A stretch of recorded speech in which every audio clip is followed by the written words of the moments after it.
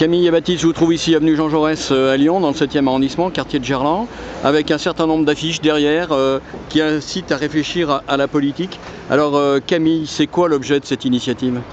Alors le but, c'est de recueillir la parole citoyenne des passants sur la question des élections présidentielles, mais également législatives. Donc de savoir ce qu'il y a derrière la question de qu'est-ce qu'on décide en allant voter, voilà. Et dans le but de faire émerger la parole et de pouvoir organiser une soirée débat le 6 avril à la MJC du Vieux-Bois. Alors Baptiste, je crois que c'est une association pour laquelle vous faites un stage d'ailleurs, puisque vous êtes terminé vos études en Master 2 Sciences de l'éducation. Quelle est cette association et comment se passe un petit peu cette campagne que vous avez débutée il y a quelques semaines ? Donc en fait c'est une association qui s'appelle Lyon à double sens. C'est une association d'éducation populaire, d'éducation à la citoyenneté, à la solidarité, qui intervient sur beaucoup de thèmes d'actualité, la politique, l'environnement, les inégalités, l'interculturalité, etc. Et sur beaucoup de publics différents, scolaires, milieu public. Donc là, on profite des élections pour questionner les gens sur la politique, mais aussi la place du citoyen dans le système politique, le fonctionnement des institutions, etc.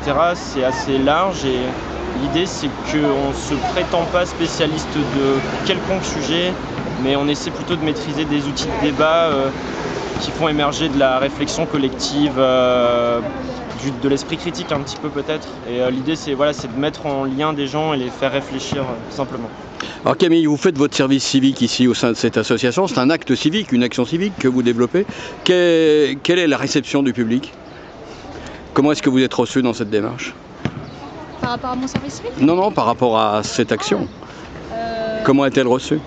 Tout dépend des emplacements où on se trouve, mais en général, les personnes s'arrêtent beaucoup pour discuter, pour nous questionner sur notre démarche, donc on est plutôt bien reçus, je pense. Et qu'est-ce que dit en général le public, Baptiste, sur la politique et sur ces rendez-vous électoraux ? Il y en a 4 entre avril, mai, juin. C'est ça. Ils disent beaucoup de choses. Alors, il n'y a pas quelque chose de précis, puisqu'il y a des gens qui viennent de tous bords et qui ont des idées très différentes. Maintenant, je trouve quand même de façon générale, je retrouve pas mal d'une certaine inquiétude pour beaucoup de gens. Il y en a plein qui sont très indécis et j'ai entendu des phrases du genre qu'est-ce qu'ils vont nous faire entre guillemets en parlant des politiques.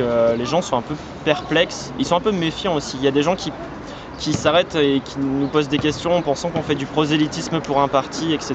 Donc nous on explique qu'on n'a pas de parti, qu'on ne défend pas d'idées spéciales et qu'on a chacun de nos opinions personnelles dont on ne parle pas.